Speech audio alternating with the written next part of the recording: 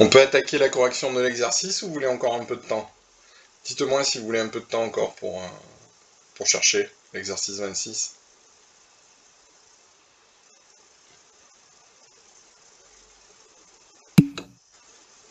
Allez, je vous laisse encore un petit peu de temps pour peut-être chercher la question 2. Puis après, on va regarder ça.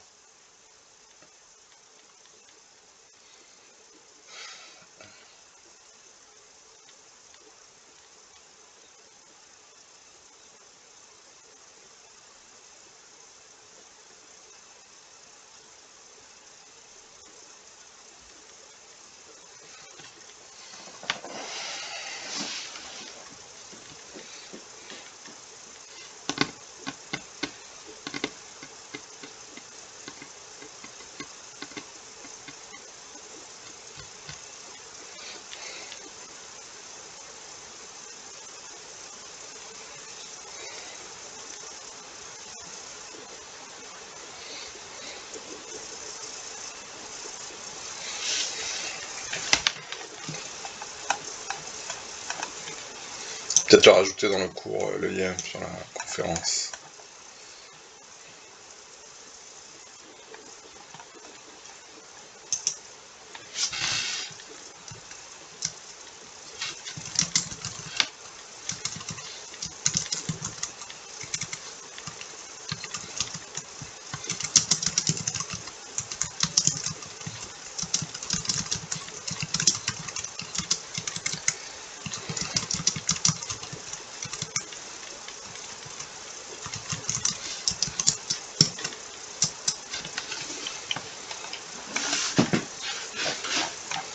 Ok.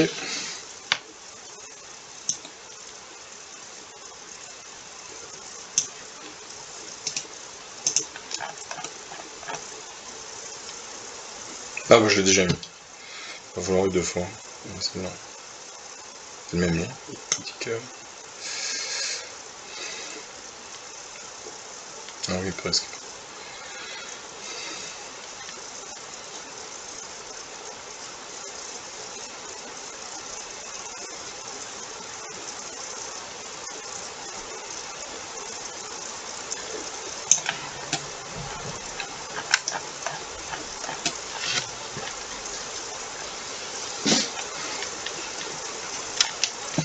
Ok, je vous propose de regarder comment ça fonctionne.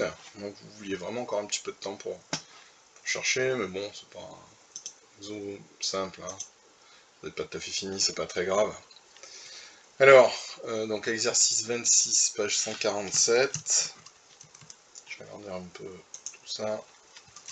Exercice 26, page 148, ou 9 d'ailleurs. Donc première équation, donc il faut résoudre dans Z2.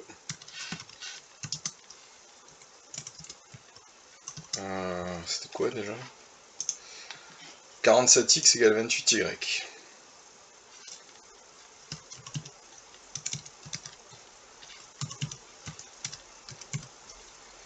Ok. Alors, bon, donc la technique, vous vous souvenez, c'est d'utiliser le lemme de Gauss. Hein. Alors, soit on cite directement la propriété, soit on utilise le lemme de Gauss. Alors, en fait, l'idée, si on y réfléchit, elle est assez simple. Là, en fait, vous êtes en train de considérer un nombre qui est à la fois un multiple de 47 et un multiple de 28. Donc, c'est un multiple commun à 47 et 28. D'accord?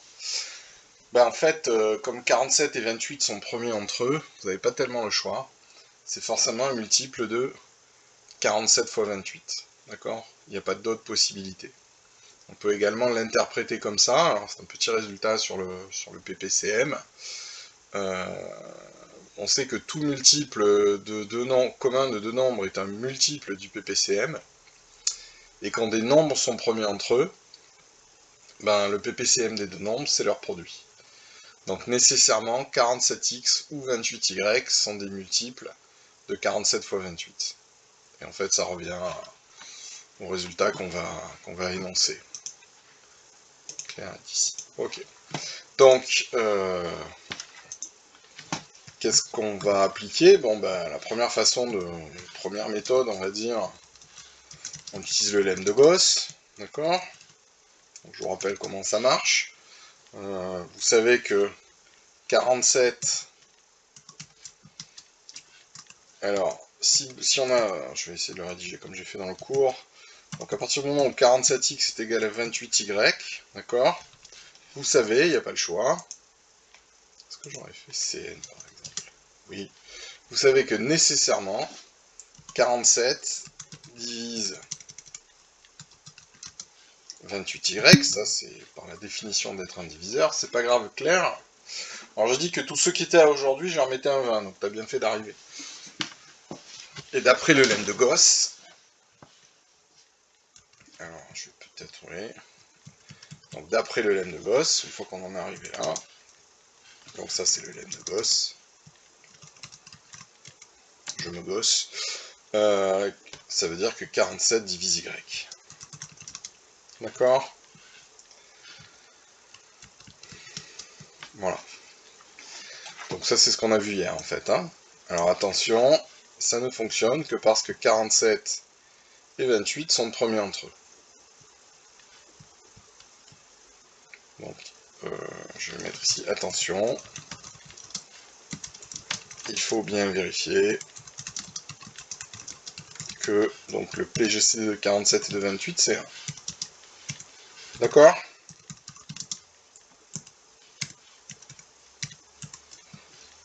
Voilà, donc 47 divise y, donc après vous posez y égale 47 fois quelque chose. Alors 47K, hein, comme on a fait dans le cours, K étant n'importe quel entier naturel. D'accord? Entier relatif, pardon. Et on en déduit. Voilà, donc vous remplacez dans l'équation, il n'y a rien de compliqué là-dedans, on l'a fait hier. Vous remplacez y par 47K et vous allez trouver x égale 28K. D'accord? Donc finalement, on a trouvé que si x et y étaient solutions, ils étaient nécessairement sous cette forme-là, 28K, 47K. Et réciproquement, on vérifie que tous les couples 27, alors pour x c'est 28K et pour y c'est 47K, sont solutions de l'équation. Voilà. Alors, en fait, cette vérification est absolument triviale. C'est pour ça que je vous ai écrit une propriété qui résume tout ça. Donc la deuxième méthode, c'est de dire, en fait, c'est un théorème. D'accord? En fait, on se fatigue pas, quoi. On dit, j'ai un théorème dans le cours. Voilà. Deuxième méthode. Donc on cite la propriété du cours, hein, qui donne directement le résultat. Alors je sais plus son numéro. Je sais plus où c'est. Cours. Ça va être un peu au-dessus. 2, 3, 4. Si à retenir ça. D'accord, donc vous citez la propriété de 2.3.4. Bon, moi on se fatigue pas. Et là je viens de vous parler d'une troisième méthode. Alors, on va un petit peu plus réfléchir pour cette méthode, j'en ai pas parlé hier. Troisième méthode. En fait, c'est un petit peu les mêmes arguments qu'on utilise, mais présentés différemment. J'ai envie de dire qu'on tourne en rond. Mais c'est intéressant parce que ça vous fait manipuler un petit peu toutes ces notions. D'accord? Alors, on observe. Alors, je vais d'abord l'écrire comme ça pour faciliter la compréhension. Donc, on pose n égale 47x égale 28y. Si vous voulez le résultat de 47x ou de 28y, voyons ça comme une multiplication, je l'appelle n. Qu'est-ce qu'on peut dire de n? N, en fait, c'est un multiple commun. N est un multiple commun. De qui et de qui? Je vous écoute.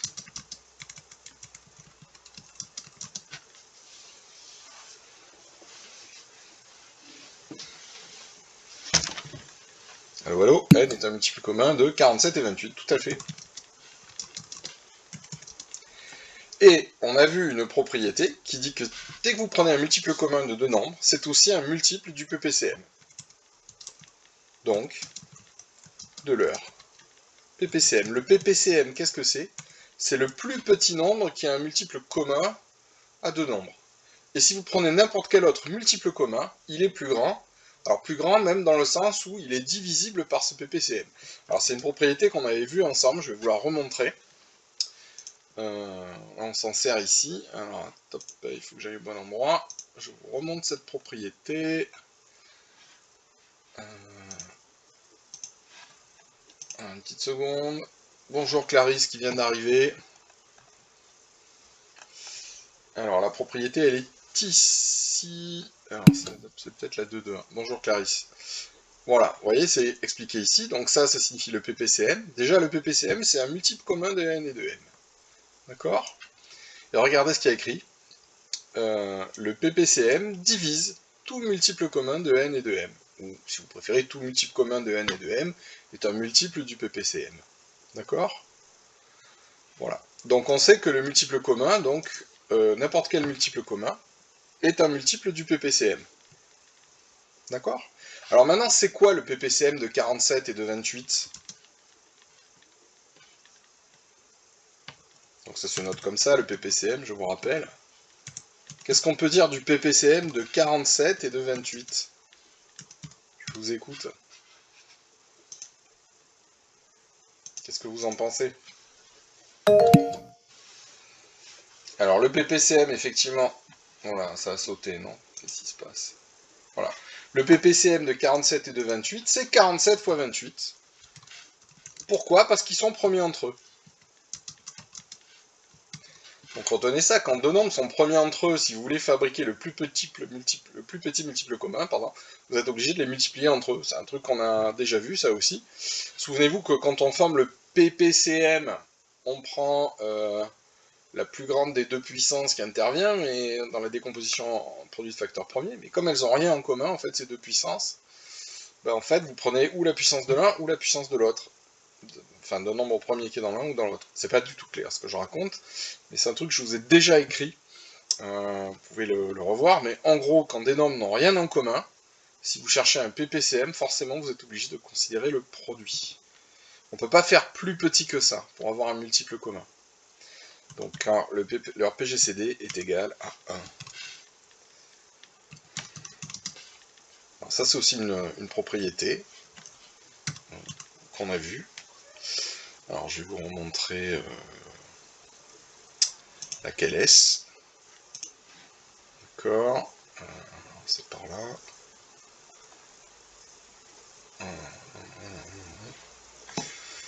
Alors, je l'ai pas écrit directement comme ça, hein, je pensais que j'avais écrit comme ça, ok. Alors en fait, c'est le cas où les nombres sont premiers entre eux, le PGCD est égal à 1.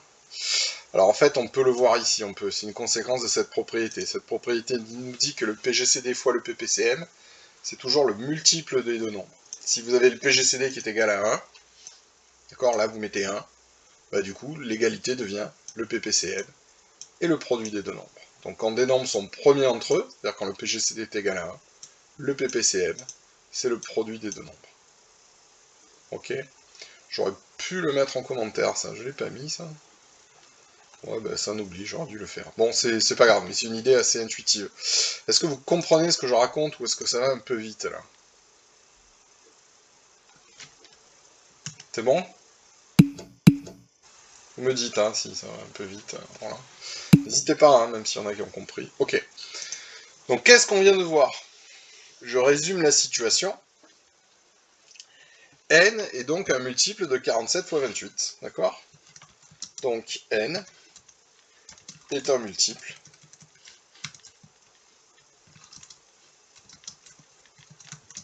de 47 fois 28. Alors j'ai même pas besoin de savoir combien ça fait 47 fois 28, je m'en fiche. D'accord? Donc on va écrire N égale 47 fois 28 fois K. Et là c'est un peu le même raisonnement que tout à l'heure.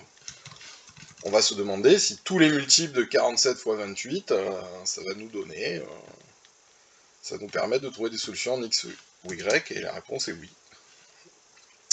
Donc ici on va préciser que K est un nombre entier relatif. Je vais y arriver.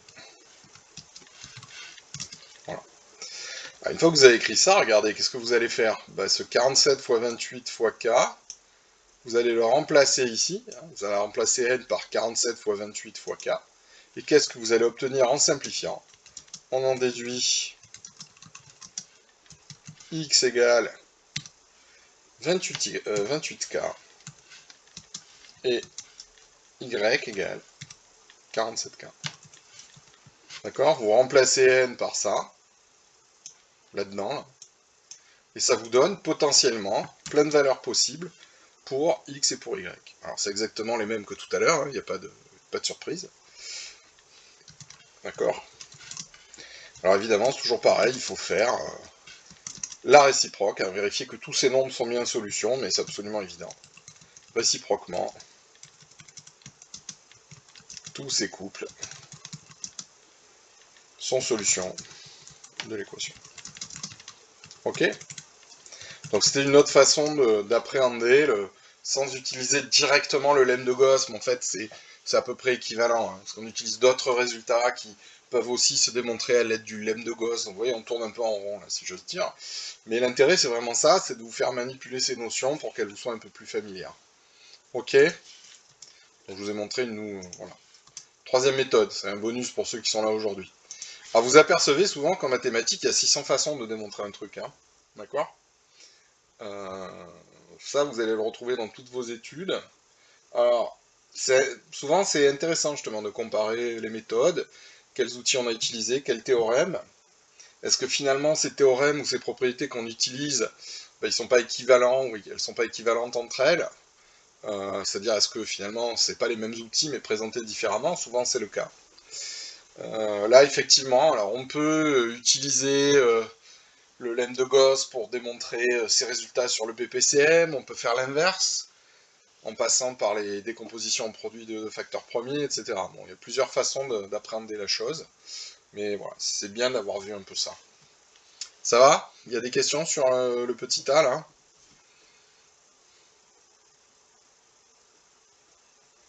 C'est bon? Je continue? J'attends votre accord. Ouais, c'est bon? Allez, on continue. Je vais juste vérifier s'il n'y a pas des élèves dans la salle d'attente. Allez, on va continuer. Donc, il y avait une deuxième question à l'exercice. Bon, pour ceux ou celles qui sont arrivés en cours de route, c'est l'exercice 26, page 149 du livre. On a fait la première question, résoudre 47x égale 28y. Alors la deuxième question, ça a l'air plus compliqué, mais vous allez voir qu'en fait, pas tellement. Donc il s'agissait cette fois-ci de résoudre, alors je vais le recopier parce que je m'en souviens plus. 5 fois x moins 1 égale 2 fois y plus 3. Ah bah avec plaisir, Romain, volontiers. 5 fois x moins 1 égale 2 fois... C'était quoi déjà? Y plus 3. Évidemment, xy, c'est dans Z2. Alors, bah, le mieux si t'as un micro, c'est que tu parles, et puis j'écris ce que tu veux que j'écrive au fur et à mesure. Ok. Allez, on t'écoute. Moi, je dis du coup que 5, ça divisait 2 facteurs de y plus 3. Ouais.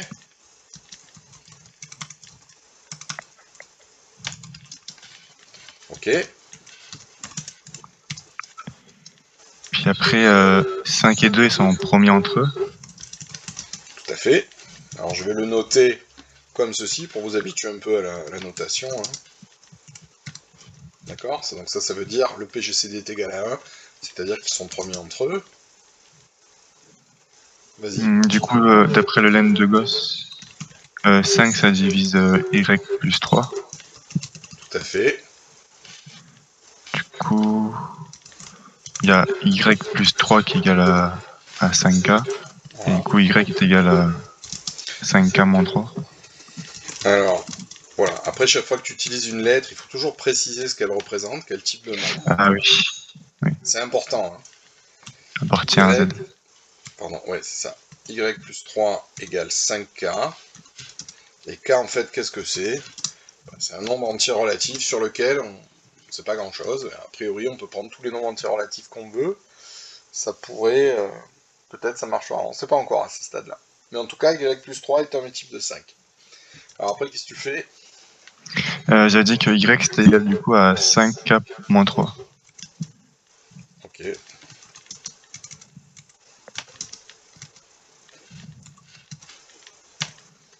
Ça marche. Du coup, après, je mettais dans l'équation. Voilà. Donc alors ce qu'on va faire maintenant, c'est donc on remplace, d'accord, on substitue y, on substitue y par cette expression. Voilà, plutôt on substitue cette expression y, ce sera plus français. Cette expression à y. Ok, alors attendez, il y a un camarade qui arrive. Et qu'est-ce qu'on obtient alors? Ah, on a... je crois que c'est... Attends. J'ai marqué là, ouais. Ça fait 5x moins 5 est égal à 10k.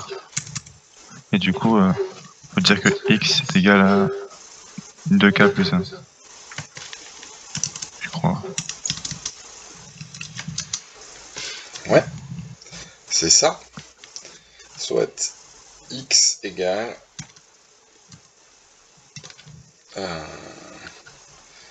10k plus 5. Pardon, 2k plus 1. Ok. Alors finalement, qu'est-ce qu'on a potentiellement, qu'est-ce qu'on aurait comme solution? Si on résume un peu ce que tu as fait. Du coup, on aurait, on aurait 2k plus 1 et Voilà. 5k Donc, moins 3. Faire exactement. réciproquement.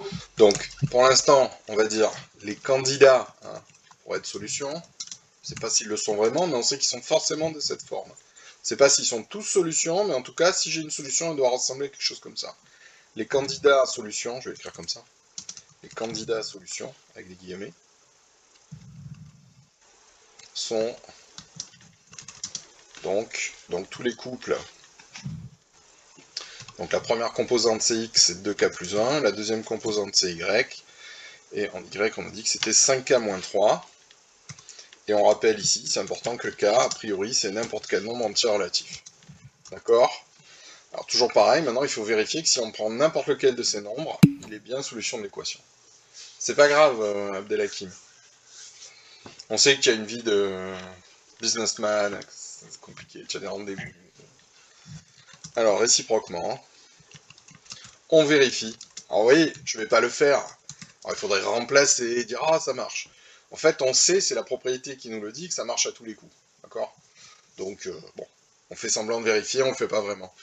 On vérifie que tous ces couples sont bien solutions, sont bien des solutions de l'équation différéncielle. Ok? Donc voilà, vous avez trouvé l'ensemble des solutions. Alors, il y en a une infinité. Ben, en fait, Claire, deux points de vue. Soit tu cites, c'est pour ça que j'ai mis une propriété dans le cours. Soit tu cites la propriété qui dit ben, équivalence, donc on sait qu'on va trouver ça. Bon, du coup, on fait pas grand chose. Soit on refait un peu le raisonnement. Donc si j'utilise le lemme de Gauss, c'est que je raisonne par implication. Donc potentiellement, je trouve plein de candidats qui pourraient marcher, mais peut-être j'en ai trop. Je dois vérifier que tous ces candidats fonctionnent. Si tu veux, c'est la méthode, la façon de présenter qui nous oblige à écrire ça. Même si on sait à l'avance que ça va marcher. D'accord? Donc soit je cite la propriété et je me fatigue pas, soit je refais le raisonnement et là je suis obligé de vérifier que ça fonctionne. Ok? Alors après, c'est un truc assez basique, hein, donc voilà. Quand vous serez dans 2 ans, quand vous serez des élèves brillants du supérieur, peut-être vous pourrez aller un peu plus vite. Mais bon, c'est bien d'aller doucement, ne pas brûler les étapes. Hein. En fait, si vous voulez, ici on a affaire à des équations qui sont simplissimes.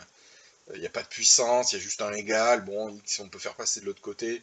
Donc quand on fait des opérations de cette nature-là, souvent en fait, bah, on raisonne par équivalence. Alors ici, comme on utilise une propriété, le lemme de Gauss, qui marche que dans un sens, on ne peut pas le dire tout net, d'accord? On est obligé de prendre des pincettes. Voilà. Mais je reconnais que bon, voilà, on a l'impression de faire un truc un peu superflu. Voilà. Bon, en fait, c'était exactement le même exercice hein, que précédemment. On a un petit peu arrangé des choses. Alors, je vous propose maintenant de chercher un exercice un tout petit peu plus compliqué. Mais bon, ça se fait bien, il n'y a pas de souci. S'il n'y a pas de questions sur celui-là, c'est bon celui-là, le 26. Ouais, pas de questions, j'avance. Ok, on avance. C'est bon pour les autres aussi. Allez, on avance alors. Donc vous allez chercher, alors c'est un exercice en dessous, je sais plus le numéro. Voilà, c'est le 31. Déterminer tous les antinaturels n plus petits que 100, tels que n est congru à 1 modulo 3 et n est congru à 1 modulo 8. D'accord? Donc vous cherchez ça, on vous parle d'utiliser le lemme de Gauss. Alors, bon, c'est pas écrit tel quel, mais si on est malin, on est dans la rubrique qui s'appelle théorème de Gauss. Bon, moi j'appelle ça le lemme de Gauss, mais c'est pareil. Donc essayez de vous ramener au lemme de Gauss. Hein. Ce sera peut-être un tout petit peu plus... pas compliqué, mais bon... Voilà, c'est pas immédiat, on va dire. C'est pas exactement le lemme de Gauss dès le début. Il faut un peu bidouiller le truc. Allez, cherchez l'exercice 31, je vous dis rien. Je vous laisse chercher pendant 5 minutes, sans rien dire. D'accord?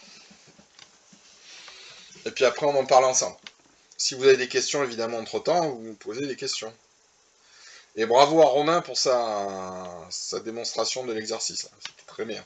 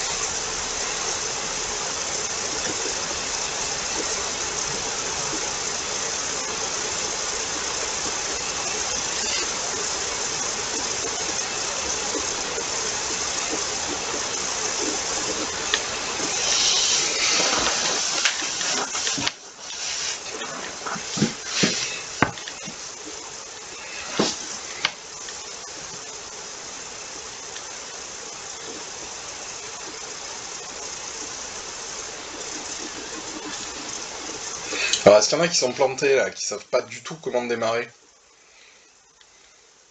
Dites-moi.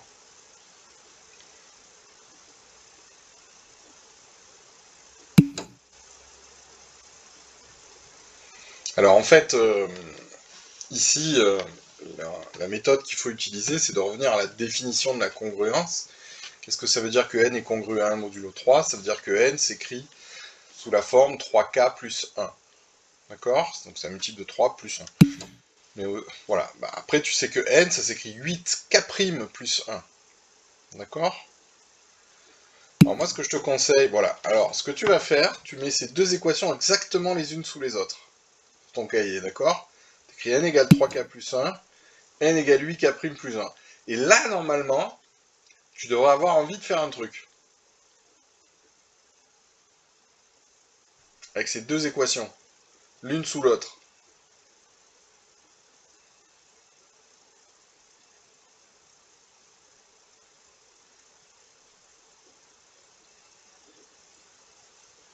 N'oubliez pas que les équations qu'on vient d'apprendre à résoudre, c'est un truc du genre 3 fois x égale 5 fois y, d'accord? C'est des trucs tout simples. Tu vois clair ou pas? Finalement, ce qu'on trouvait n, ça revient à trouver k et k', d'accord? Donc en fait, on va transformer ce problème en un exercice où il faut trouver k et k'. Sauf que c'est des nombres entiers naturels, donc c'est exactement une équation diophantine. C'est celle qu'on faisait en fait. Alors comment trouver k et k'? En manipulant, en bidouillant tes deux équations. Ça te donne des idées ce que je te raconte?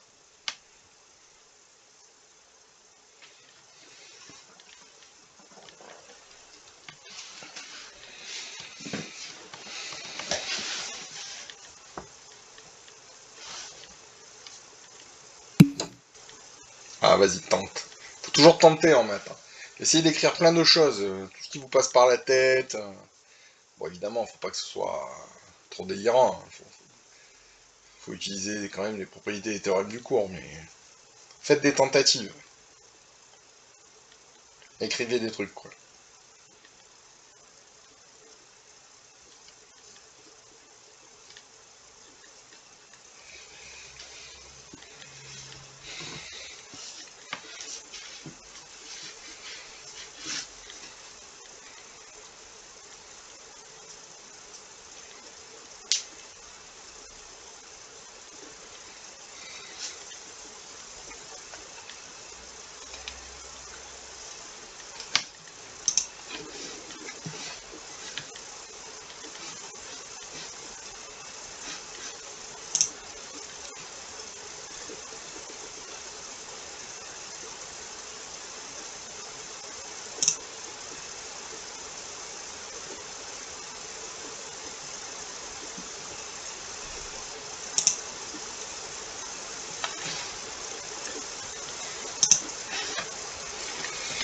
Alors, est-ce qu'il y en a qui pensent avoir trouvé quelque chose ou réussi? Claire, tu penses avoir trouvé? Tu veux nous dire ce que t'as fait?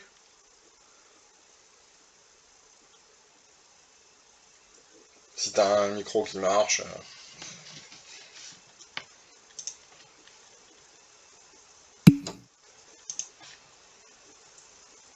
Ok. Claire, tu veux essayer de nous J'ai dire ta... Ouais, vas-y. j'ai tout fini, mais je pense que j'ai l'idée. Tu penses que quoi? Je pense que j'ai l'idée, Allez, mais j'ai vas-y, pas alors. fini. T'as pas fini, tu veux encore un petit peu de temps, si tu veux, on n'est pas... Non, mais demander à quelqu'un d'autre, sinon quelqu'un qui a terminé, j'ai Comme tu trouvé veux, l'idée, je pense. comme tu veux. Tu penses avoir trouvé l'idée. Allez, qui c'est qui veut nous parler de sa solution? Mathieu, par exemple?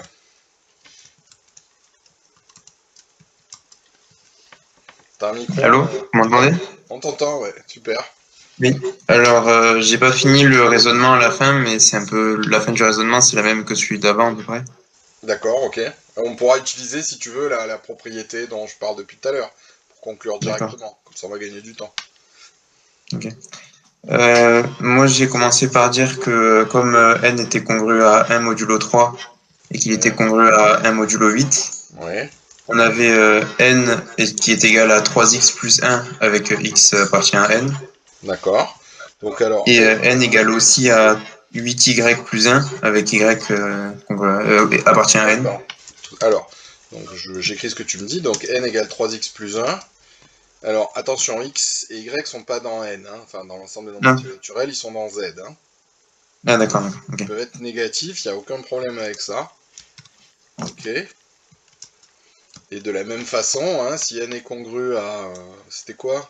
Modulo 8, c'est ça? N est 1 congru modulo à 8. 1. Ouais. Et si n est congru à 1 modulo 8, on va pouvoir écrire que n égale 8y plus 1. Alors attention, il ne faut pas prendre la même lettre, évidemment. Hein, il n'y a aucune raison que ce soit le même, le même coefficient multiplicateur ici. Et x et y, pardon, est dans z. Ok. Alors, qu'est-ce que tu Donc, proposes? du coup, on peut écrire 3x plus 1 est égal à 8y plus 1. Ouais. Donc en fait, ce que je disais à Claire, je ne sais pas si vous avez entendu, vous mettez ces deux équations les unes sous les autres, et en fait l'idée c'est de les soustraire en fait, hein, pour faire disparaître le n et le 1. D'accord? Donc, bon, alors c'est assez évident. Attends, je vais essayer de tout faire rentrer. Donc, qu'est-ce qu'on va en déduire? Ben, on va en déduire que 3x est égal à 8y. Ça va si j'écris ça directement pour tout le monde? Oui. Ok? Pas d'objection. Alors attention, ici vous voyez le mot donc. Si j'écris le mot donc, ça veut dire quoi?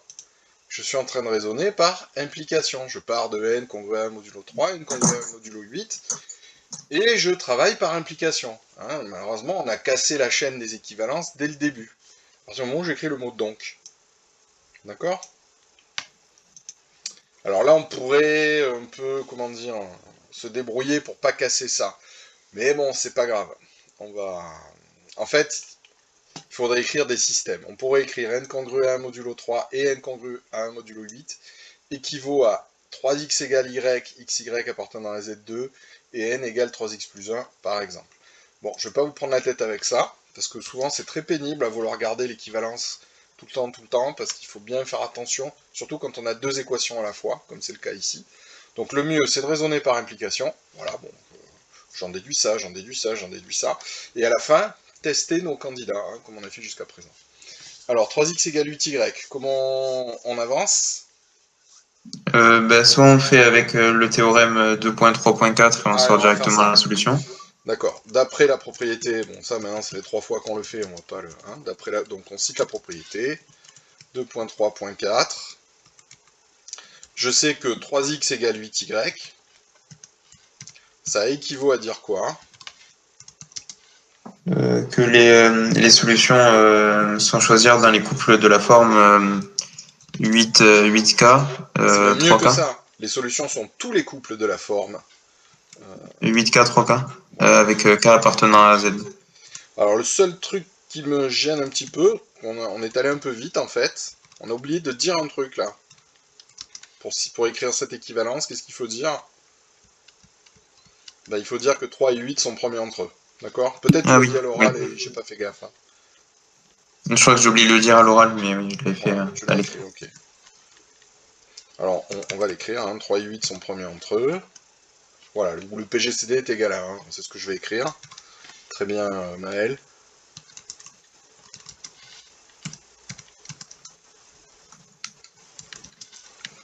Alors, en fait, il faudrait que je l'écrive avant. Hein. Enfin, c'est pas très bien rédigé, mais comme... Faudrait le mettre avant. Bon, j'ai un peu la flemme de rectifier le truc. D'accord, donc pour utiliser la propriété 2, 3, 4, il faut vérifier que 3 est premier avec 8. Hein. Donc, je vais aller à la ligne, ce sera plus clair. Ouais, faire en sorte qu'on ne voit plus rien à l'écran. Ok. Ah oui, d'accord. On n'a pas fait ce que je voulais, c'est pas grave. Voilà. Voilà. Alors, comment on conclut maintenant? Enfin, on n'est pas loin de l'arrivée. Je sais pas ce que vous en pensez, mais on sait comment sont x et y. Alors, qu'est-ce qu'on peut dire de n? Je te laisse la parole, Mathieu. Qu'est-ce que tu as écrit après? Moi, je m'étais arrêté là, j'ai pas eu le temps de finir à la fin. Bon, alors n'oubliez pas que l'objectif, c'est pas trouver x et y. Hein. L'objectif, c'est de trouver N. n. D'accord? Donc, comment il est n, en fait? Bah, soit vous Euh, prenez cette équation, soit vous prenez celle-là, d'accord? Et on Dans les remplace deux. avec les valeurs. Voilà. Mais ce qui va se passer, c'est que dans les deux cas, en fait, vous allez trouver la même chose. En fait, vous allez obtenir Oui. dans les deux cas n égale 24k plus 1. D'accord? Si vous prenez l'équation n égale 3x plus 1 et que vous remplacez 3x par 8k, pardon, si vous remplacez x par 8k, ça va bien donner 24k. Et si vous prenez la deuxième équation, c'est-à-dire n égale 8y plus 1, si vous remplacez y par 3k, vous allez encore trouver n égale 24k plus 1. D'accord? K appartenant à Z. Ok? Mais attention, on a raisonné avec des donc. Donc ça veut dire quoi? Bah ça veut dire qu'il faut vérifier que tout fonctionne. Alors ça c'est évident. Donc réciproquement, on vérifie que pour tout k dans Z, vérifie, j'ai fait bon, j'ai écrit n'importe quoi, on vérifie que quel que soit k appartenant à Z, qu'est-ce qui va se passer? Ben, regardez 24k plus 1. Si vous regardez modulo 3, ça fait combien? Qu'est-ce qu'on peut dire de 24k plus 1 modulo 3?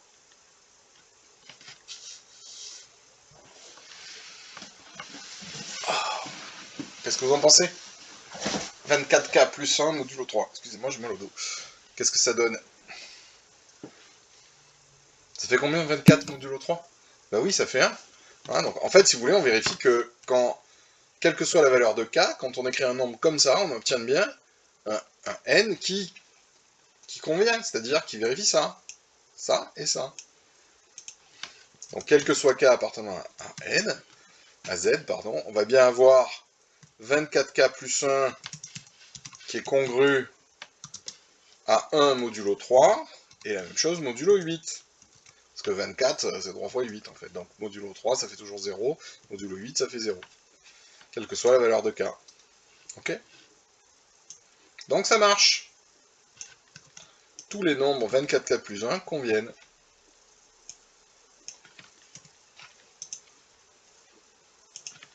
D'accord? Donc tous ces nombres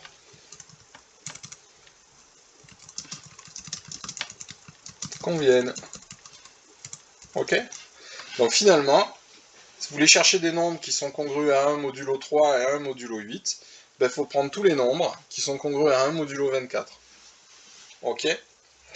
Alors en fait, ce résultat se généralise, c'est ce qu'on appelle, alors ça c'est un truc important, je vais vous l'écrire. Ce résultat se généralise, et il s'appelle le théorème chinois en fait.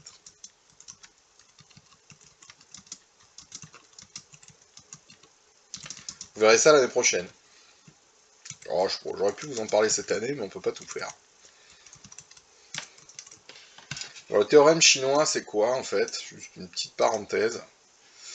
Alors, je vous assure que selon comment votre prof va vous le faire l'année prochaine, si vous faites des maths l'année prochaine, évidemment, ça va vous paraître chinois pour de bon. Alors qu'en fait, c'est pas très compliqué le théorème chinois. L'idée, c'est quoi? Vous connaissez un nombre modulo 3 et modulo 8, c'est-à-dire vous savez que son reste, c'est 1 modulo 3 et 1 modulo 8. Alors, c'est pas trop compliqué, vous allez le connaître modulo 24. D'accord? Alors évidemment, ça marche parce que 3 et 8 sont premiers entre eux. Alors ici, on a le même reste. Si n est congruent à 1 modulo 3 et à 1 modulo 8, alors il va être congruent à 1 modulo 24. Alors dans le théorème chinois, ici, on n'a pas forcément les mêmes restes. D'accord? Si je mets un 1 et un 5, on peut quand même trouver ce que va donner n, enfin, quelles sont les valeurs possibles de n modulo 24. Ok? C'est le principe du théorème chinois. Je vous en reparlerai un peu plus tard, peut-être. D'accord? Alors évidemment, on ne peut pas utiliser cette méthode dans ce cas-là, parce que là, ça marche, parce qu'ici et là, vous avez le même nombre. Bon, s'il n'y a pas le même nombre, c'est pas très grave, mais il va falloir utiliser une autre propriété. D'accord? Un autre théorème qui va nous permettre d'y arriver. Sans trop de difficultés, d'ailleurs. Ok pour tout le monde? Donc voilà, sachez que ce théorème, c'est-à-dire je connais un nombre modulo 3 et modulo 8, donc je vais le connaître modulo 24, se généralise et ça s'appelle le théorème chinois. Alors en fait, c'est un théorème qui est connu depuis très très très longtemps dans l'histoire de l'humanité, parce que c'est lié à, par exemple, hein, c'est pas le seul exemple, mais ça c'est assez marquant, c'est lié à ce qu'on appelle en astronomie les conjonctions, c'est-à-dire des phénomènes astronomiques qui se produisent au même moment. Alors ça veut dire quoi? Bah, vous savez par exemple que tous les 75 ans, Mars va être à tel endroit par rapport à Jupiter, et la comète machin, tous les 82 ans, va passer à tel endroit. Donc on va chercher toutes les dates où ces conjonctions vont se reproduire. Alors pourquoi 8 modulo 3? Où est-ce que tu as vu ça? Ah non, c'est un bug. Oui, non, j'ai écrit n'importe quoi, pardon, c'est un bug, c'est 1 modulo 8 ici. Autant pour moi. D'accord, il faut vérifier que ça marche, donc modulo 8, ça donne 1. Excusez-moi, c'est un petit bug d'écriture. Donc j'étais en train de vous expliquer que c'est important de savoir d'être capable... Alors, vous avez un phénomène qui se produit genre, tous les 25 ans et un autre tous les 47 ans. C'est de comprendre à quelle date on va avoir une conjonction de ces deux phénomènes. D'accord ? On s'en sert aussi, par exemple, pour déterminer les marées qui sont très très hautes. Alors, parce qu'il faut que ça corresponde à la position de la Lune avec la rotation de la Terre. Enfin, j'y connais rien. Mais voilà, dès qu'on étudie des conjonctions de phénomènes qui n'ont pas les mêmes cycles, là vous avez un cycle de longueur 3, là un cycle de longueur 8, vous allez utiliser le théorème chinois qui vous permet en fait de mélanger deux cycles, en quelque sorte. Vous apercevez finalement qu'ici, on est passé d'un cycle de longueur 3 et d'un cycle de longueur 8, donc un nombre entier qui a des restes selon ces deux cycles, on est passé à un cycle de longueur 24. En fait, on a n est connu modulo 24. Voilà. Donc c'est le théorème chinois qui généralise ça. Donc encore une fois, c'est pas très très compliqué, mais je sais que souvent en sup ou en première année, voilà, après le bac, on le présente de façon un peu lourdingue, et c'est dommage parce que c'est pas très compliqué en fait. Voilà, petit commentaire sur le théorème chinois. Si peut-être je vous le ferai un peu plus tard, je sais pas. Se généralise, c'est une grosse faute. Hein. Voilà. Ok pour tout le monde. Allez, je vous propose... alors aujourd'hui, vous n'êtes pas super nombreux, donc je vais pas beaucoup avancer le cours. J'essaierai, si j'ai le temps, de regarder la preuve du théorème de Bézout.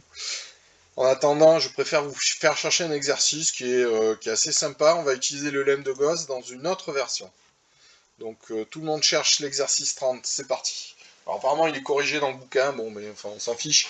L'intérêt c'est que vous cherchez un petit peu. Voilà, à vous. Bon, c'est un classique, en fait, on a déjà fait des trucs comme ça, mais on va le présenter un petit peu différemment à l'aide du lemme de Gauss. C'est parti, vous réfléchissez sur ça, c'est pas très difficile. Hein.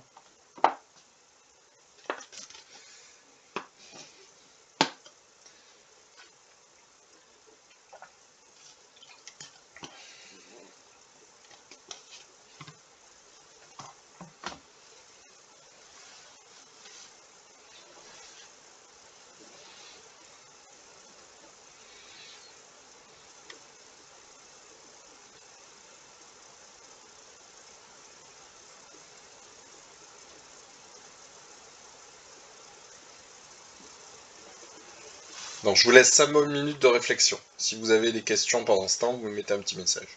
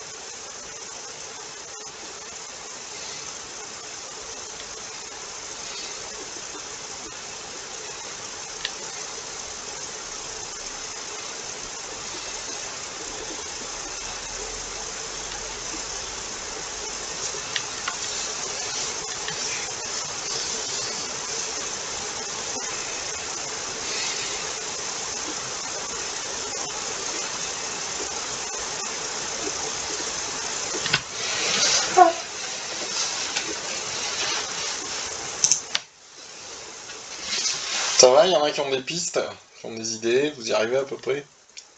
Pour démontrer que A est divisible, etc. Ok. Parce qu'il y en a qui n'ont pas trop d'idées, là, qui se disent, ouais, c'est ce truc.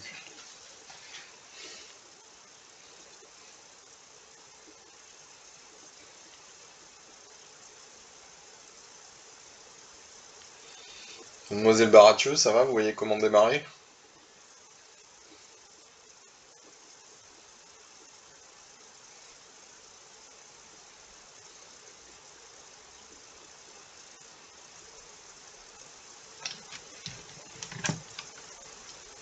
Allô Clarisse, es-tu là?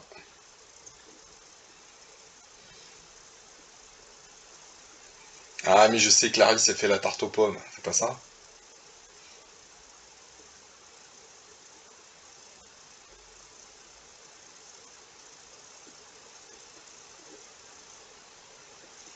C'est pas ça qu'elle avait dit la dernière fois, elle était partie faire la tarte aux pommes, je sais plus quoi.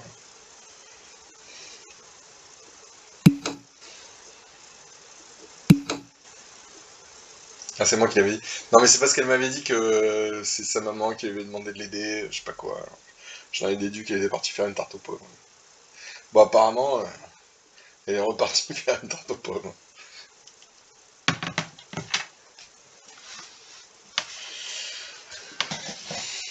Alors, on vous demande dans la première question de conjecturer le reste dans la division euclidienne de A par 12 selon les valeurs de n.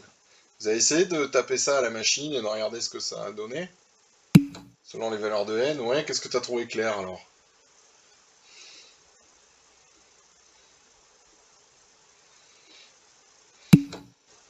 Oui, le reste c'est toujours 0.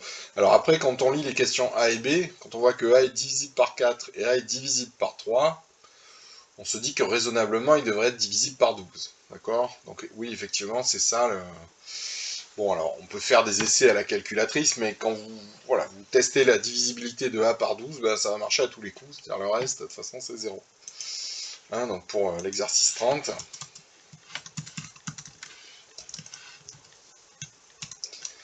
donc si je regarde, d'accord, donc le reste de, c'est la question 1, ça,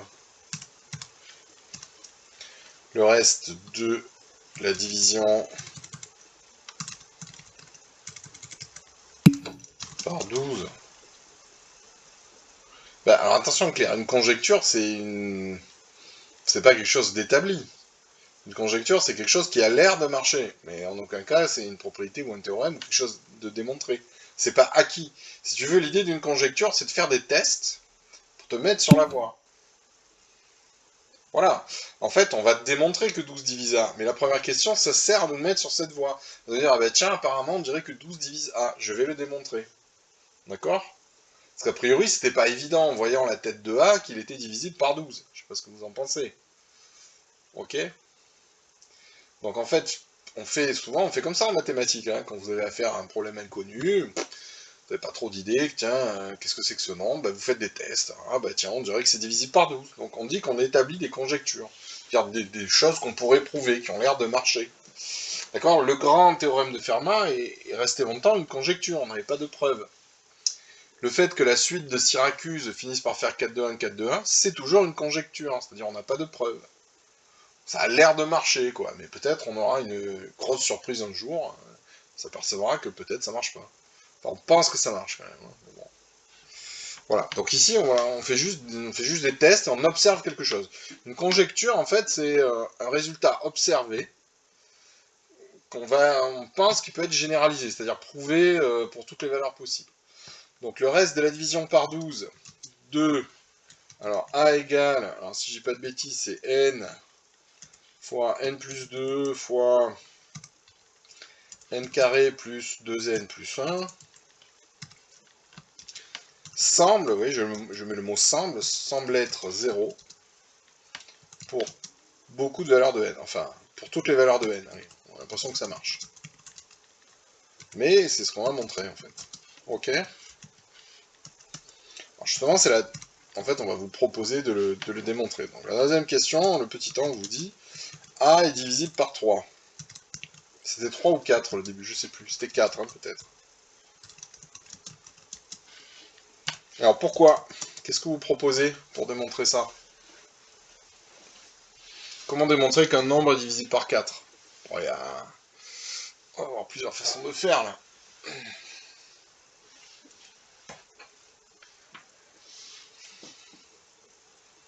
Qu'est-ce que vous proposez?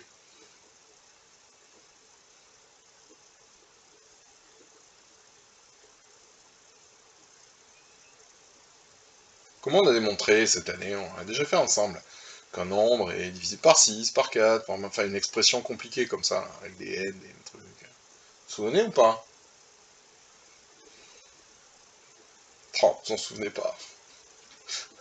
Je vais me jeter par la fenêtre. Heureusement que je suis au rez-de-chaussée. Je suis même au sous-sol en fait. Je vais creuser un puits. Personne s'en souvient? Oui, oui, oui. Alors ce que vous faites, monsieur Bourrier, c'est très bien. Mais on avait une façon hyper simple de le faire. Il y a une méthode magique, toute simple, qu'on a utilisée plusieurs fois. Ça vous plaisait d'ailleurs. Ah, c'est facile. On va travailler modulo 4. Alors ça veut dire quoi, travailler modulo 4? Qu'est-ce qu'on va faire?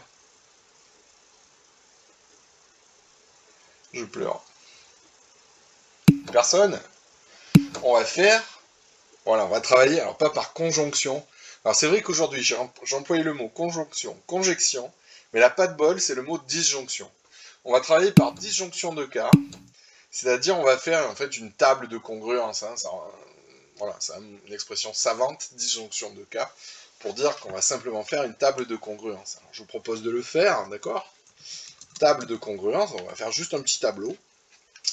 Donc vous allez prendre, alors il va y avoir une ligne pour n, ok. Et comme on est modulo 4, eh bien, il n'y a que 4 valeurs possibles.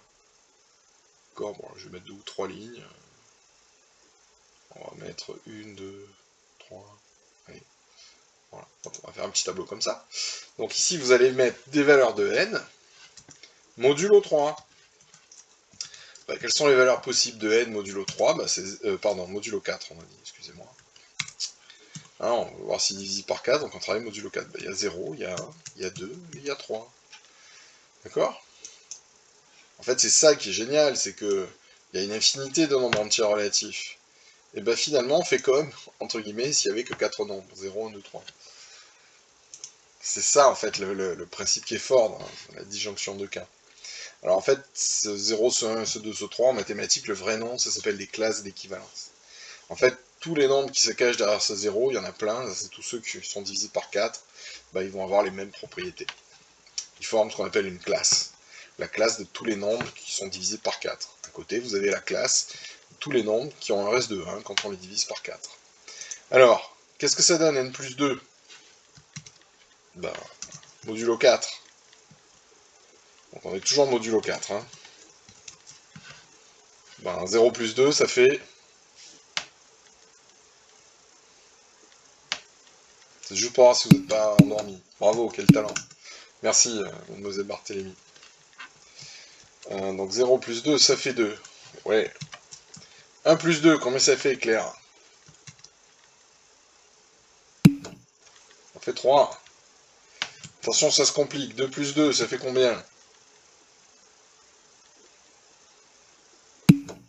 0. Bravo, Maël. Et 3 plus 2, ça fait donc...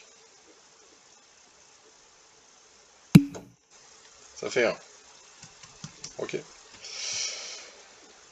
Bon, c'est bien, hein, vous êtes fort. Bon, ça va, ça vous rappelle des choses, ça?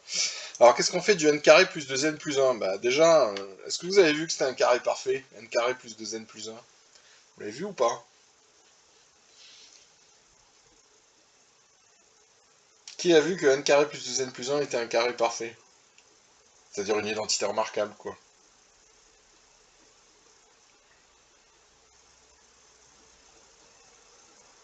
Personne l'a vu. Oh là, je vais pleurer. Alors oui, ça c'est un petit réflexe qu'on peut avoir. Hein. N carré plus 2n plus 1, c'est quoi en fait? C'est rien d'autre que n plus 1 au carré. Ok? Bon, évidemment, ça nous simplifie la vie quand on voit ça. Alors, ils ont été un peu vaches de le développer. Hein. Alors je sais pas, oui, peut-être, c'était pour vous amener à faire l'exercice sans... comme si on l'avait pas vu, ça. Pourquoi il m'a tout chamboulé, là? Ah oui, parce que j'ai quitté l'équation, donc je vais recommencer.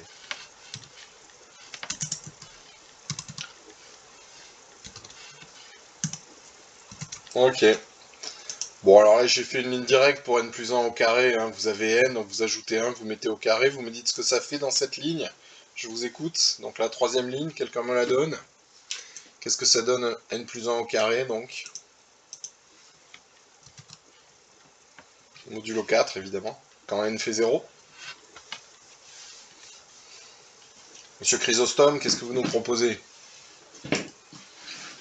Alors, on va doucement. Hein. N est congru à 0 modulo 4. Qu'est-ce qu'on peut dire de n plus 1, le tout au carré? Ça fait 1. Quel talent. Alors, c'est monsieur Bourrier qui a répondu. Allez, monsieur Chrysostome, j'insiste. Quand n est égal à 1, qu'est-ce qu'on peut dire de n plus 1, le tout au carré?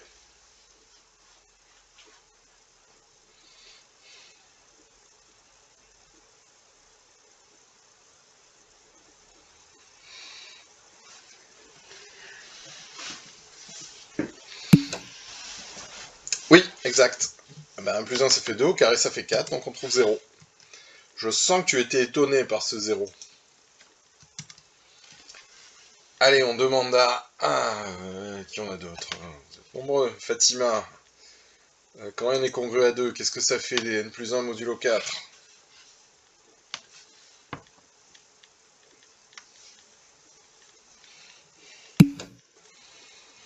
Alors ça fait 1, tout à fait. Alors je vous donne le détail du calcul. Hein. 2 plus 1, 3, 3 au carré, 9. Et 9 modulo 4, ça fait 1. Abdelhakim, le dernier. Si je remplace n par 3, qu'est-ce que ça fait? N plus 1 au carré modulo 4.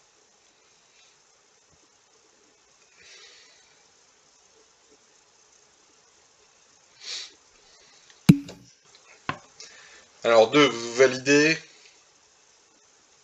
Alors 3 plus 1, ça fait 4. Eh ben 4, malheureusement, ça fait 0. Si tu mets au carré, ça fait 0. Enfin, malheureusement. Parce que c'est pas ce que tu nous as dit.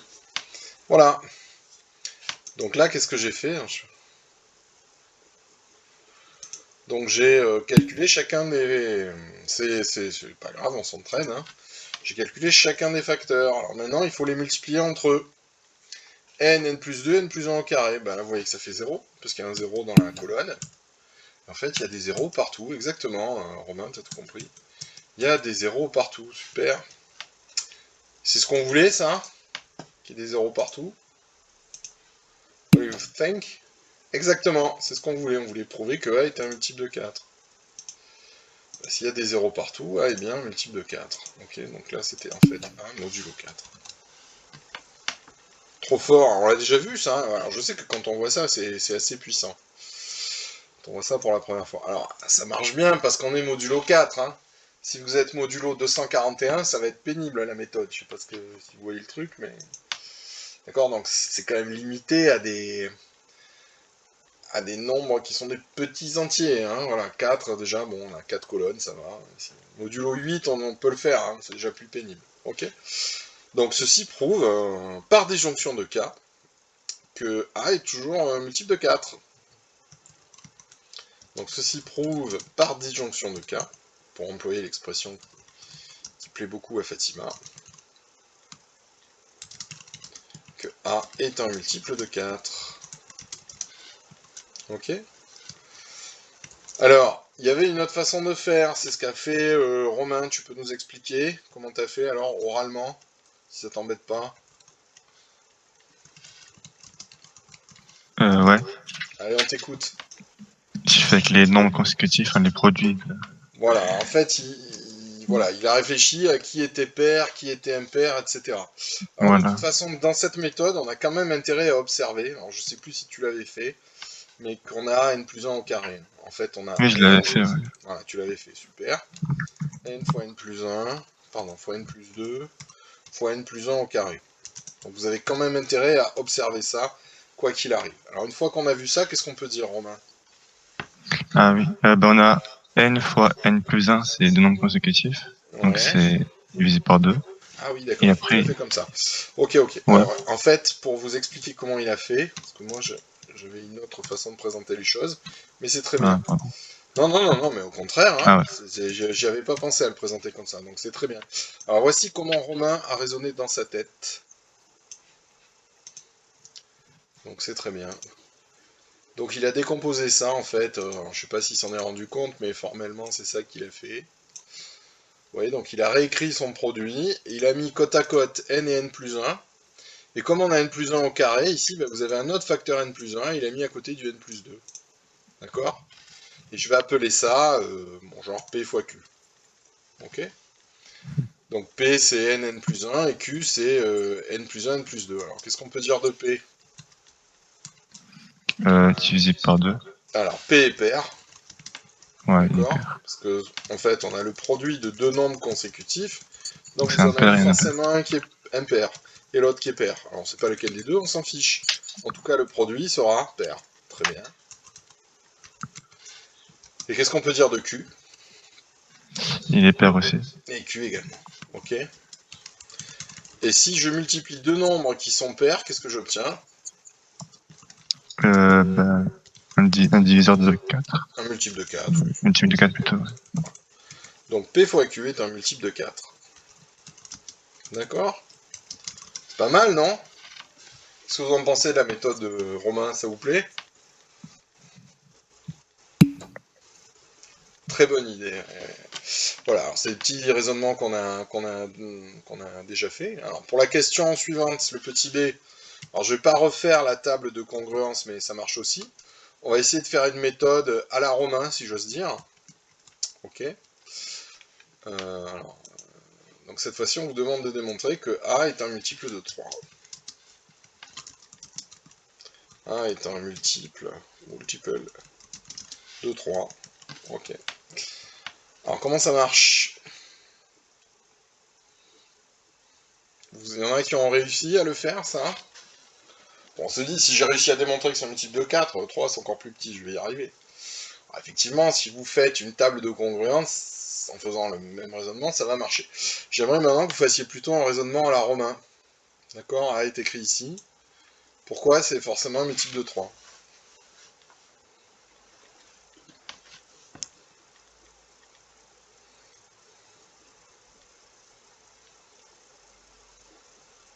T'as trouvé, Romain, d'ailleurs? Enfin, t'as fait la même chose ou pas? Bah, j'ai une idée, mais je sais pas comment le montrer. Ouais, je sais pas comment. D'accord. Allez, je vous laisse tous réfléchir une minute ou deux. Comment on pourrait faire en faisant vraiment un raisonnement analogue, c'est-à-dire semblable, comment on pourrait démontrer que A est aussi un multiple de 3?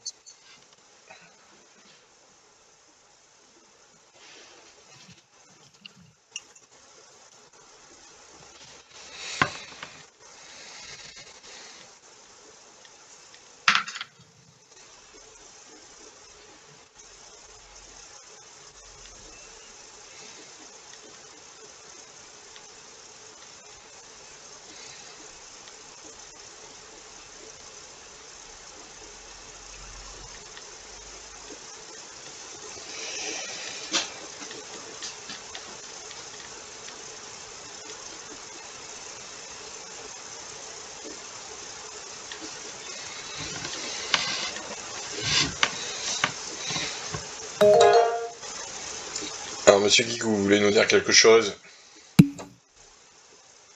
Exactement, c'est ça. En fait, cette fois-ci, vous avez, comme il y a n plus 1 et n plus 2 dans ce produit, tout à fait Clément, vous avez trois entiers consécutifs. Genre 7, 8, 9, 10, 11, 12, je sais pas moi, 14, 15, 16. Ben, si vous faites le produit de trois entiers consécutifs, parmi ces trois entiers consécutifs, il y a forcément un qui est un multiple de 3. D'accord? Est-ce que c'est évident pour tout le monde, ça? Alors, je ne l'ai pas énoncé tel quel comme propriété dans le cours, mais quand on fait des congruences, c'est un truc qui est quand même, qu'on utilise assez régulièrement d'ailleurs, et qui est plutôt évident. Ok? Donc l'idée, c'est à peu près la même. Donc cette fois-ci, on va le présenter un tout petit peu différemment. On va écrire A égale n fois n plus 1 fois n plus 2. Vous voyez, je fais apparaître trois entiers consécutifs. Et là, je réécris le deuxième n plus 1 à la fin. D'accord? Donc ça, là, je vois en fait 3 entiers consécutifs. Ok pour tout le monde? Bah, si vous avez 3 entiers consécutifs, vous en avez forcément un qui est un multiple de 3. Ok? Égal, alors comme tout à l'heure, je vais écrire ça P fois Q. Alors P c'est le crochet, hein, vous avez compris, et Q, bah, c'est N plus 1. Alors j'ai pas besoin de Q d'ailleurs, je vais laisser N plus 1 ici. Ok? Donc qu'est-ce que je peux dire de P? P est le produit de 3 entiers consécutifs. L'un d'eux est nécessairement un multiple de 3. Ok. Donc P également. Voilà, c'est terminé. Donc P également, ainsi que 1. Ça va pour tout le monde? Donc ça, c'est des choses qu'on aurait pu faire dès le début d'année. Hein. Exactement, Claire. Si tu as 5 entiers consécutifs, il y a forcément un multiple de 5. Ok? En fait, si tu regardes les restes des nombres hein, possibles, modulo 5, 0, 1, 2, 3, 4, tu vas partir d'un nombre, je ne sais pas quel est son reste, mais quand je vais passer au nombre suivant, bah, je vais augmenter le reste de 1. Puis je vais augmenter le reste de 1. Puis je vais augmenter le reste de 1, etc. Donc tu vas faire tous les restes possibles, puisque tu en fais 5 consécutifs. Donc forcément, dedans, tu auras 0. Donc un des nombres est forcément un multiple de 5. On pourrait l'écrire sous forme de propriété, c'est vrai que je ne l'ai pas fait, pourquoi pas. C'est vrai qu'on s'en sert quand même assez régulièrement. En fait, c'est un truc qui est considéré comme évident, mais c'est vrai qu'on pourrait le détailler un petit peu. Bon, donc on a démontré que A est un multiple de 4 et de 3. Alors maintenant, on vous demande de conclure. Alors conclure, ça veut dire quoi? Ben, n'oubliez pas ce qu'on avait vu dans la première question. A est un multiple de 12. Je sais que A est un multiple de 3, je sais que A est un multiple de 4. Est-ce que je peux conclure que c'est un multiple de 12? Comme ça. Qu'est-ce que vous en pensez? Est-ce que c'est vrai? Est-ce que c'est toujours vrai?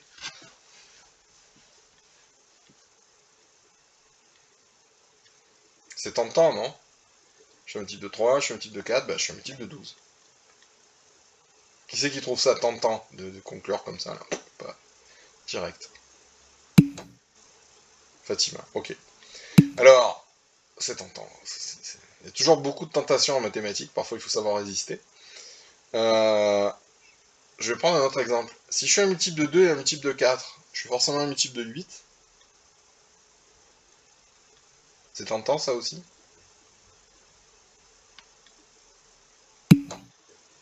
C'est moins tentant, ouais.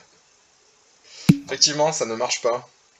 Si je suis un multiple de 2 et un multiple de 4, je suis pas forcément un multiple de 8. Ok? Prenez 6, ou 12, hein, comme vient de le proposer Romain, bah, c'est pas un multiple de 8. Alors, est-ce que c'est vrai ce qu'on est en train de dire? Si je suis un multiple d'un nombre, multiple d'un autre, est-ce que je suis un multiple du produit des deux? Ok? Je suis un multiple de 3, je suis un multiple de 4, là ça a l'air de marcher, je suis un multiple de 12. Mais multiple de 2 et multiple de 4, ça fait pas forcément un multiple de 8. Ah mince! Alors Clément, qu'est-ce que tu proposes? Enfin, si tu proposes quelque chose.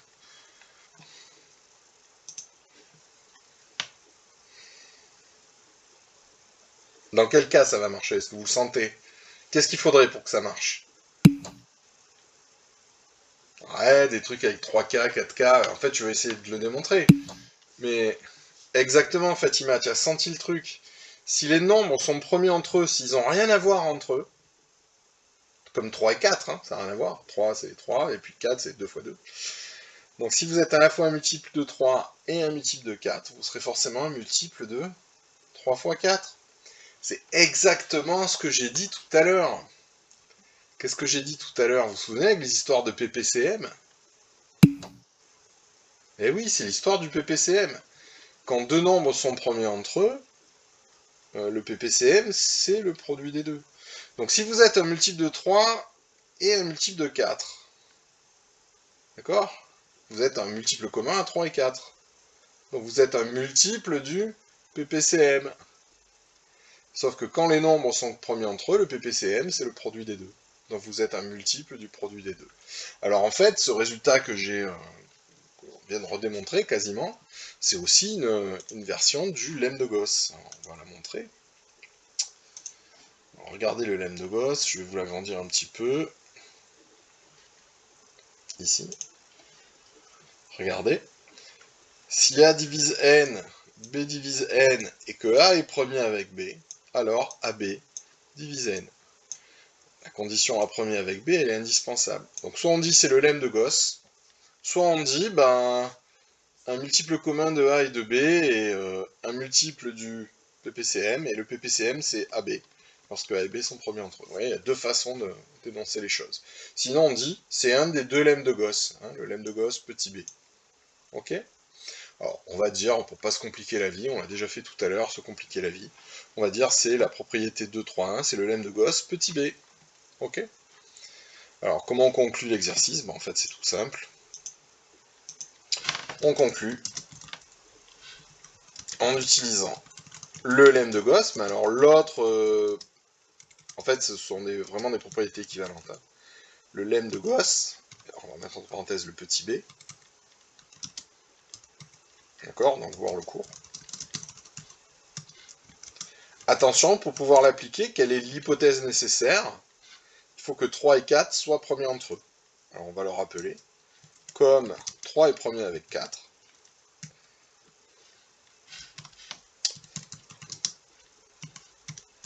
d'accord, tout multiple commun de 3 et de 4 est un multiple de 12. Donc soit on cite le lemme de Gauss, soit on dit, ben, c'est obligé, puisque le tout multiple commun est un multiple du PPCM, et quand deux nombres sont premiers entre eux, le PPCM, c'est le produit des deux. Ok. Autrement dit, A est un multiple de 12.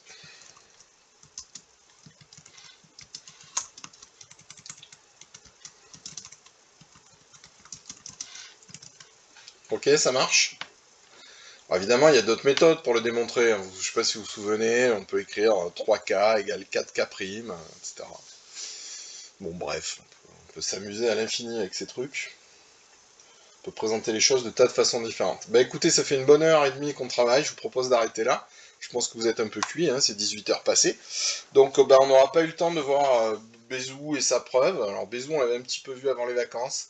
Bon, on le refera vendredi, j'espère qu'il y aura un peu plus de monde, là vous étiez que 9. Donc vendredi, rendez-vous à 13h30, d'accord? Jusqu'à 15h. Et là, on va travailler sur Bézou, hein, exclusivement. Sa preuve, on va faire des applications. On en a déjà fait avant les vacances, vous pouvez les re-regarder si vous voulez. Ça vous remettra dans le bain. Est-ce qu'il y a des questions sur ce qu'on a fait aujourd'hui? Ça va, c'était clair? C'était pas trop compliqué?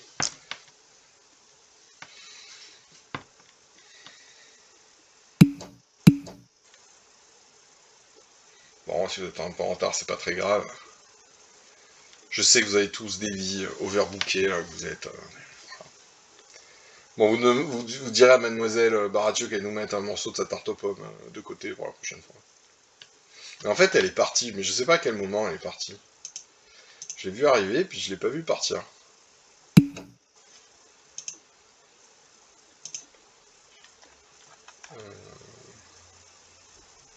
Ah oui, je sais, il y en a qui passent les épreuves Polytech. Bon, vous regarderez les vidéos en ligne, hein, je sais que voilà, c'est un peu compliqué. Donc, bon, c'est moins bien que d'y assister en direct, mais enfin, ça vous permet de rattraper tout ça. Ok, bah écoutez, voilà. Bonne chance à ceux qui passent le concours, on croise les doigts, en espérant que vous le réussissiez.